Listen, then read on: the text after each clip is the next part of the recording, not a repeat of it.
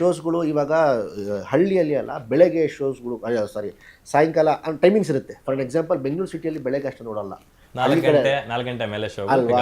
ಉಲ್ಟಾ ಟೈಮಿಂಗ್ಸ್ ಕೊಟ್ಟಿದ್ರು ನನಗೆ. ಇದು ಸುಪ್ರೀತ್ ಸರ್ ತಪ್ಪು ಅಂತ ನಾನು ಹೇಳ್ತಾ ಇಲ್ಲ. ಅಲ್ಲಿ ಕೆಲವರು ಡಿಸ್ಟ್ರಿಬ್ಯೂಟರ್ಸ್ ಇದ್ರು, ಅಲ್ಲಿ ಥಿಯೇಟರ್ಸ್ ಮಾಫಿಯಾ ಕೆಲವರು ಇದ್ರು, ಥಿಯೇಟರ್ಸ್ ತೆಗೆದ್ಬಿಟ್ರು. ಈ ಕಡೆ ಹಳೆ ಡಿಸ್ಟ್ರಿಬ್ಯೂಟರ್ ಅವರು ತುಂಬಾ ಒಂದಷ್ಟು ಮೋಸ. ಅದು ಹೆಂಗಾಗ್ಬಿಟ್ಟಿದೆ ಅಂದ್ರೆ ಈ ಕಲ್ಟ್ ಸಿನಿಮಾಗೆ ಏನಾದರೂ ಥಿಯೇಟರ್ ಮಾಫಿಯಾ ನಡೀತಿದ್ಯಾ ಅಂತ. ಯಾಕಂದ್ರೆ ನನ್ನ ಪ್ರಕಾರ ಈ ಸಲ ನಡೆಯಲ್ಲ ಸರ್. ಏನಕ್ಕೆ ಆ ಬಾಂಧವ್ಯ, ಆ ಒಂದು ಬಾಂಡಿಂಗು ನಾನು ಥಿಯೇಟರ್ಸ್ ಜೊತೆ ಮಾಡ್ಕೊಂಡಿದ್ದೀನಿ. ಆಮೇಲೆ ಈ ಪುಡುಂಗುಗಳು ಅಂತ ಯಾರು ಹೇಳ್ತಾರಲ್ಲ ಇಂಡಸ್ಟ್ರಿಯಲ್ಲಿ, ಇವಾಗ ಥಿಯೇಟರ್ಸ್ ಅಂತ ಅವ್ರ ಜೊತೆ ನನ್ನ ಜೊತೆ ಚೆನ್ನಾಗಿದ್ದಾರೆ, ಅವ್ರ ಜೊತೆ ಒಂದು ಬಾಂಧವ್ಯ ಮಾಡ್ಕೊಂಡು ನನ್ನ ಹೊಟ್ಟೆ ಪಾಡ ಸರ್. ಅವ್ರ ಜೊತೆ ನಾನು ಎಗರಾಕೊಂಡು ಅವ್ರಿಗೆ ದುಶ್ಮನಿ ಮಾಡ್ಕೊಂಡು ನಾನಂತೂ ಇರೋಕ್ಕಾಗಲ್ಲ ಇಲ್ಲಿ. ಸೊ ಒಂದಾಗಿ ಮತ್ತು ಸುಪ್ರೀತ್ ಅವರು ತುಂಬ ಮುಂಚೆನೇ ಆನ್ ಬೋರ್ಡ್ ಬಂದರು, Venkat sir Supreeth sir. So ಕ್ಲೀನಾಗಿ ಪ್ಲ್ಯಾನಿಂಗ್ ಆಗಿದೆ. ಸೊ ಈ ಸಲ ದೇವರದಿಂದ ಎಲ್ಲೂ ಇದಾಗಲ್ಲ. ಬೆಸ್ಟ್ ಎಕ್ಸ್ಪೀರಿಯನ್ಸ್ ನಿಮ್ಗೆ ಹೇಳಬೇಕು ಅಂದರೆ ಇಲ್ಲೇ ನಾನು ಆಫೀಸಲ್ಲಿ ಕೂತಿದ್ದೆ, ಎಲ್ಲರೂ ಮೇನ್ ಥಿಯೇಟ್ರಿಗೆ ಹೋಗೋಣ ಓಕೆ ನೋಡೋಕ್ಕೆ. ಫಸ್ಟ್ ಡೇ ಫಸ್ಟ್ ಶೋಗೆ ಇಲ್ಲ ರಾತ್ರಿ, ನೆಕ್ಸ್ಟ್ ಡೇ ಬೆಳಗ್ಗೆ ರಿಲೀಸ್. ಓಕೆ, ಅದು ನೋಡೋಣ ಹೇಗಿರುತ್ತೆ ಫೀಲಿಂಗ್ ಅಂತ. ಅದೆಲ್ಲ ತುಂಬ ಹಿಂಸೆ ಮಾಡಿದ್ರು. ನಾನು ಅದೆಲ್ಲ ಬರಲ್ಲಪ್ಪ, ಸುಮ್ಮನೆ ಮೊದಲೇ ತಲೆ ಕೆಟ್ಟೋಗಿದೆ. ಬನಾರಸ್ಗೆ ಇಲ್ಲ ಬರಲೇಬೇಕು ಹೋಗೋಣ ಅಂತೀನಿ. ಸರಿ ಆಯಿತು ಅಂತ ಒಂದು ಚಿಕ್ಕ ಕಾರಲ್ಲಿ I20 ನನ್ನ ಫ್ರೆಂಡ್ ಕಾರಲ್ಲಿ ಕೂತ್ಕೊಂಡು ಹೋದ್ವಿ. ಅನುಪಮನೆ ಅನ್ಸೋದು, ಅನುಪಮ ಥಿಯೇಟರ್, ಅನುಪಮನೆ. ಸೊ ಅದು ನಮಗೆ ಮೇನ್ ಥಿಯೇಟ್ರ್ ಸಿಕ್ಕಿತ್ತು. ಸೊ ಅಲ್ಲಿ ಹೋಗ್ತಾ ಇದ್ವಿ, ದೊಡ್ಡ ಕಟೋಲ್ಗಳೆಲ್ಲ ಹಾಕೋರೆ, ಸ್ಟಾರ್ ಗಿರಿ ಎಲ್ಲ ಹಾಕೋರೆ, ಸೂಪರು. ಬರೋ ಹೋದೆ, ಒಂದು ಸ್ಟ್ಯಾಂಡಿಗೆ ಕಾಣಿಸ್ತಾ ಇಲ್ಲ. ಅಯ್ಯೋ ತೆರಿಗೆ, ಒಂದು ಸ್ಟ್ಯಾಂಡಿ ಇಲ್ವಾ ಗುರು ನನ್ನ ಸಿನಿಮಾದು ಅಂತ. ಒಬ್ಬ ಎಲ್ಲೂ ಮಲ್ಗವನೆ, ಅವ್ನಿಗೆ ಎಬರ್ಸ್ ನೋಡಿದ್ರೆ ನನ್ನ ಪೋಸ್ಟೆಲ್ಲ ಕೆಳಗೆ ಹಾಕೊಂಡು ಮಲ್ಗವನೆ ಅವನ ಮೇಲೆ.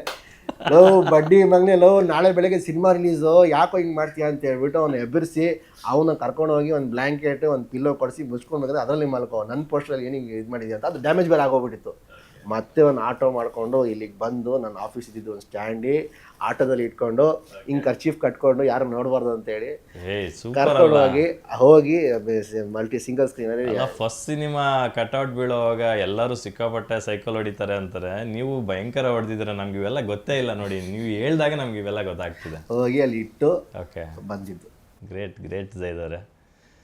ನಿಮ್ಗೂ ನಾನು ಹೇಳ್ತಾ ಇರ್ತಾರಲ್ಲ, ಯಾವುದೋ ಕಿಕ್ ಸಿನಿಮಾದಲ್ಲಿ ಹೇಳ್ತಾರೆ, ಮದುವೆ ಹೆಂಗಾದೆ ಅಂತ ನಿಮ್ಮ ತಾಯಿ ಕೇಳಿದ್ರೆ ಜಂಪಿಂಗ್ಗಳು ಅವು ಇವು ಎಲ್ಲ ಮಾಡಿ ಸಾಹಸಗಳು ಮಾಡಿ ನಿಮ್ಮ ಅಮ್ಮನ ಮದುವೆ ಆದ ಕಣ ಅಂತ ಹೇಳೋಕೆ ಒಂದು ಸ್ಟೋರಿ ಇರಬೇಕಲ್ಲ ಅಂತ.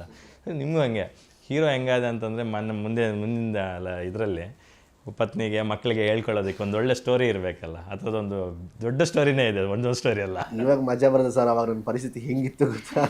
ನಿಜವಾಗ್ಲೂ ಗೊತ್ತಿರಲಿಲ್ಲ ನಂಗೆ. ಅವಾಗ ಅದೇ ಟೈಮ್ ಅದೇ ಅನ್ಸಿದ್ದು ನನಗೆ, ಇಂಥ ಒಬ್ಬ ಮಂತ್ರಿ ಮಗ ಆಗಿ ಕರ್ನಾಟಕಲ್ಲಿ ಇರ್ತ ಒಂದು ಒಳ್ಳೆ ಸಾಮ್ರಾಜ್ಯ ನಾವು ನಮ್ಮ ತಂದೆ ಕಟ್ಕೊಂಡು ಇಷ್ಟು ಕಾಂಟ್ರಾಕ್ಟ್ ಇಟ್ಕೊಂಡು ಇಷ್ಟ ಎಲ್ಲ ವೇಸ್ಟ್ ಅಲ್ವಾ? ನಮಗೇನೆ ಇಲ್ಲಿ ನಿಲ್ಲಕ್ಕೆ ಬಿಡಲಿಲ್ಲ ಅಂದರೆ ಹೊಸಬದ ಕತೆ ಏನು? ಟ್ರೂ. ಈಗ ಒಂದೇ ದಿನ 2 ಸಿನಿಮಾಗಳು ರಿಲೀಸ್ ಆಗೋದ್ರು ಎಷ್ಟು ಬಿಸ್ನೆಸ್ ಕೊಡ್ತಾ ಬೀಳುತ್ತೆ ಅನಿಸುತ್ತೆ? ನನ್ನ ಪ್ರಕಾರ ಇಲ್ಲ ಸರ್. 2 ಸಿನಿಮಾ ಏನೂ ಪ್ರಾಬ್ಲಮ್. ಹೌದಾ? 100% ಆಗಲ್ಲ. ನಮ್ಮಲ್ಲಿ ಥಿಯೇಟ್ರ್ಗಳು ಹೇರಳವಾಗಿದ್ದಾವೆ, ಅಂದರೆ ಸೆಗ್ರಿಗೇಟ್ ಮಾಡಿಕೊಂಡು ರಿಲೀಸ್ ಮಾಡ್ಬೋದು, ಅದರಲ್ಲಿ 2 ಮಾತಿಲ್ಲ. ಆದರೆ ನಿಮಗೆಲ್ಲೋ ಅನಿಸುತ್ತಲ್ಲ, ಇವಾಗ ಜನವರಿ 23ಕ್ಕೆ ದುನಿಯಾ ವಿಜಯ್ ಅವರ ಲ್ಯಾಂಡ್ ಸಿನಿಮಾ ಬರ್ತಾ ಇದೆ, ಜೈದ್ ಅವರ ಕಲ್ಟ್ ಸಿನಿಮಾ ಬರ್ತಾ ಇದೆ. ಈ 2ಕ್ಕೂ ಈಗ ಯಾವುದೋ ಒಂದು ಡಿಸ್ಟ್ರಿಕ್ಟ್ ಸೆಂಟ್ರಲ್ಲಿ ಒಂದು ಸೆಂಟ್ರು ಈ ಥಿಯೇಟ್ರ್ ನಮಗೆ ಸಿಕ್ಕಿದ್ರೆ ಚೆನ್ನಾಗಿರ್ತಿತ್ತು ಅಂತ ನಿಮ್ಗೆ ಅನಿಸ್ಬೋದು. ಇಲ್ಲ ಅವ್ರಿಗೆ ಸಿಕ್ಬಿಟ್ರೆ, ಅಥವಾ ನಿಮ್ಗೆ ಸಿಕ್ಕಿದ್ರೆ ಇದು ನಮಗೆ ಸಿಗಬೇಕಿತ್ತು ಅಂತ ಅವ್ರಿಗೂ ಅನಿಸ್ಬೋದು. ಅಫ್ಕೋರ್ಸ್ ಅದು ಮನುಷ್ಯ ಎಷ್ಟಿದ್ರು ಅನ್ಸ್ಯಾಟಿಸ್ಫೈಡ್ ಸರ್. ಓಕೆ, ಕೆಲವೊಂದು ಥಿಯೇಟರ್ ಅವ್ರಿಗೆ ಒಳ್ಳೇದು ಸಿಗ್ಬೋದು, ಇನ್ನು ಕೆಲವೊಂದು ಥಿಯೇಟರ್ಗಳು ನನಗೆ ಒಳ್ಳೇದು ಸಿಗ್ಬೋದು. ಮಲ್ಟಿಪ್ಲೆಕ್ಸ್ ಏನು ಪ್ರಾಬ್ಲಮ್ ಆಗಲ್ಲ, ಬಟ್ ಬಿಸ್ನೆಸ್ಗೆ ತೊಂದರೆ ಆಗಲ್ಲ ಅಂತ ಹೇಳ್ತೀನಿ. ನನ್ನ ಪ್ರಕಾರ ಆಗಲ್ಲ ಅನ್ಕೊಂಡಿದ್ದೀನಿ. 2 ಸಿನಿಮಾನು ಚೆನ್ನಾಗಿದ್ರೆ 2 ಸಿನಿಮಾನು ತುಂಬ ಚೆನ್ನಾಗಿ ಓಡುತ್ತೆ. ಅದಕ್ಕೆ ಈಗ ನೋಡಿ ಮುಂಗಾರು ಮಳೆ ನೋಡಿದಿರಾ, ಅದಾದಮೇಲೆ ದುನಿಯಾ ಪಿಕ್ಚರ್ ಬಂತು. ಸೊ ಏನು ಪ್ರಾಬ್ಲಮ್ ಆಯಿತು? ದುನಿಯಾದ ಕೆಪಾಸಿಟಿಲಿತ್ತು, ಅಲ್ಲಿವರೆಗೂ ಇತ್ತು. ಮುಂಗಾರು ಮಳೆ ಇನ್ನೂ ಚೆನ್ನಾಗಿತ್ತು, ಇನ್ನೂ ನೆಕ್ಸ್ಟ್ ಲೆವೆಲ್. ಈಗ ಮೊನ್ನೆ 45 ಬಂತು, ಮಾರ್ಕ್ ಬಂತು, 2 ಒಟ್ಟಿಗೆ ಬಂದಿದ್ದು ನಿಜವಾಗ್ಲೂ ಓಪನಿಂಗ್ ಡೇ ಲಾಸ್ ಆಯ್ತು ಇಬ್ರಿಗೂ ಅಂತ ಅನಿಸ್ಲಿಲ್ವ ನಿಮಗೆ? But being A film journalist ನನಗೆ ಅನಿಸಿದೆ ತುಂಬ ದೊಡ್ಡ ಲಾಸ್ ಆಗಿದೆ. ನನಗೆ ಗೊತ್ತಿಲ್ಲ sir, I don't think so. ಏನಕ್ಕೆ ಸುದೀಪ್ ಸರ್ದೇ ಸ್ಟಾರ್ಡಮ್ ಬೇರೆ, ಶಿವಣ್ಣ ಸರ್ದು ಮತ್ತು ಉಪೇಂದ್ರ ಸರ್ದು ಸ್ಟಾರ್ಡಮ್ ಬೇರೆ. ಅವ್ರ ಆಡಿಯನ್ಸೇ ಬೇರೆ, ಇವ್ರ ಆಡಿಯನ್ಸೇ ಬೇರೆ. ಸಿಂಗಲ್ ಸಿನಿಮಾ ರಿಲೀಸ್ ಆಗ್ತಿದ್ರು ಕೂಡ, ಈಗ ನಾನು ಎಕ್ಸಾಂಪಲ್ ಶಿವಣ್ಣ ಸರ್ ಫ್ಯಾನು, ಅವರು ಸುದೀಪ್ ಸರ್ದು ಫ್ಯಾನು. ನಾನು Sudeep sir Shivanna sir cinema ಬಂದರೆ ನಾನು ಥಿಯೇಟ್ರಿಗೆ ಹೋಗೋದು. ಓಕೆ, ಆ ದಿನಕ್ಕೆ Sudeep sir Shivanna sir cinema ಬರಲಿಲ್ಲ ಅಂದರೆ ನಾನು ಥಿಯೇಟ್ರಿಗೆ ಹೋಗ್ತಾ ಇರೋದು. ಅದು ನಿಮಗೆ ಹಾಗೆ ಅನಿಸ್ತಾ ಇರ್ಬೋದು, ಬಟ್ ನನಗೆ ಆ ಥರ ಹಾಗೆ ಅನಿಸ್ತಾ ಇಲ್ಲ. ಸಿನಿಮಾ ಚೆನ್ನಾಗಿದ್ರೆ ಸರ್ ಎಲ್ಲ ಓಡುತ್ತೆ ಸರ್, ಸಿನಿಮಾ ಚೆನ್ನಾಗಿಲ್ಲ ಅಂದರೆ this is all reasons. Very true. Ultimate ಆಗಿ content is the king. Content ಚೆನ್ನಾಗಿರಬೇಕು. 23ಗೆ ನಿಮ್ಮ ಹೀರೋಯಿನ್ 2 ಸಿನಿಮಾಗಳು ರಿಲೀಸ್ ಆಗ್ತಾ ಇದೆ, ಲ್ಯಾಂಡ್ ಲಾರ್ಡು, ಕಲ್ಟು. ರಚಿತಾ ಅವರು ನಿಮ್ಮ ಜೊತೆ ಸಿನಿಮಾ ನೋಡ್ತಾರಾ? First show land lord cinema ಅವ್ರಿಗೆ ಕೇಳಬೇಕು ಸರ್. ಅವ್ರು ಎಲ್ಲಿ ಹೋದರೂ ಖುಷಿನೇ, ಆ ಕಡೆ ಹೋದ್ರೂ ಖುಷಿನೇ, ಈ ಕಡೆ ಹೋದ್ರೂ ಖುಷಿನೇ. ಏನಕ್ಕೆ ನಮ್ಮ ಕನ್ನಡ ಸಿನಿಮಾ ಮಧ್ಯದಲ್ಲಿ ಯಾವುದೂ ಕಾಂಪಿಟೇಷನ್ ಇಲ್ಲ. ವಿಜಯ್ ಸರ್ ನಮಗೆ ತುಂಬ ಆತ್ಮೀಯರು, ಒಳ್ಳೆಯ ಸ್ನೇಹಿತರು.